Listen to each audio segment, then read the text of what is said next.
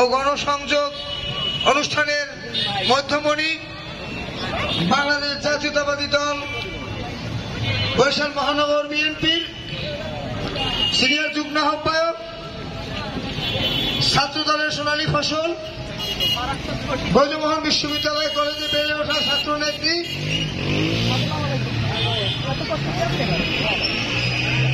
Fascist Hasina সরকারের আমলের গভীর রজনীর লোড করা বন্দুকের নল, কারাগারের শিকল কিংবা ফ্যাসিবাদের দমন পীড়ন এবং বিএনপি পুলিশের এই যে অ্যাডভার্টাইজমেন্ট দেওয়া, দেখা মাত্র গুলি করা হবে, সেই সমস্ত সরকার রক্ত চক্ষুকে উপেক্ষা করে কোনো কিছুই যাকে দামিয়ে রাখতে পারেনি তার নাম আফরোজা খানম নাসরিন। সংগ্রামী নেতৃবৃন্দ, প্রিয় এলাকাবাসী, আমরা এখানে আগামী রাষ্ট্রনায়ক তারেক রহমানের রাষ্ট্র কাঠামো মেরামতের 31 দফা মানুষের দ্বারে দ্বারে পৌঁছে দেওয়ার জন্য সেই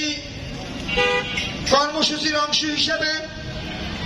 আজকের আমাদের এই ক্ষুদ্র প্রয়াস। আমাদের মাঝে উপস্থিত রয়েছেন ঢাকা বিশ্ববিদ্যালয়ের সবুজ ঘাসে ঘেরা ঘেঁষা এবং সবুজ ঘাসে বেড়ে ওঠা আমাদের বরিশালের কৃতি সন্তান,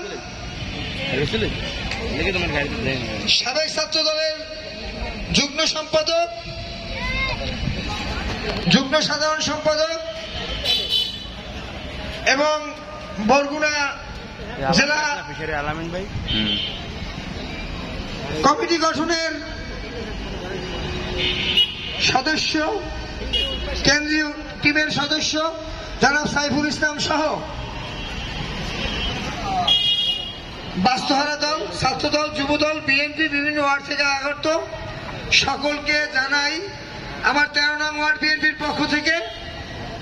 সংগ্রামী শুভেচ্ছা, অভিনন্দন এবং যারা কষ্ট করে বসে আছেন সকলের কাছে কৃতজ্ঞতা এবং ক্ষমা প্রার্থী। এবং উপস্থিত রয়েছেন আমাদের আঙ্গু ভাই বলেছে মহিলা দলও উপস্থিত রয়েছে, আছে বলতে পারিনি,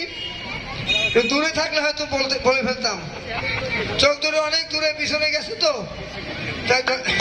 রাঙ্গু ভাইয়ের ধন্যবাদ মনে করে দেওয়ার জন্য। আপনাদের ধৈর্যের বাঁধ ভেঙে গেছে,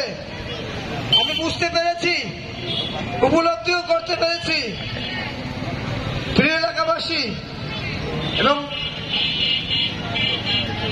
সংগ্রামী ভাই বোনেরা, বক্তব্য দেওয়ার কিছু নাই, শুধু আমাদের একটাই দাবি, 5 তারিখের পরে হাইব্রিড বিএনপিকে আমরা চিনি না।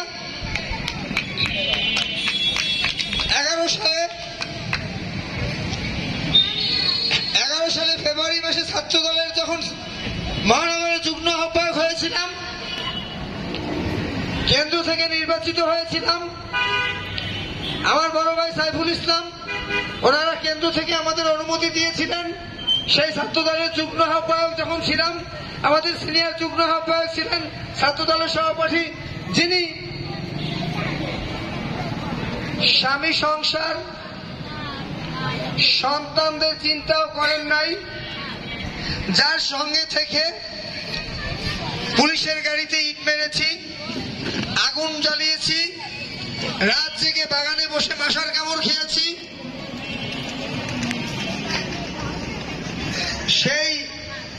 শেখ হাসিনা এবং তার পেটোয়া বাহিনীর আতঙ্ক, সে আফরোজা খানম নাসরিন, যিনি বরিশাল শহরে 2-1 জন নেতার পরে আমাদের রাজনৈতিক অভিভাবক তারেক রহমানের সরাসরি লোক, যিনি ভাই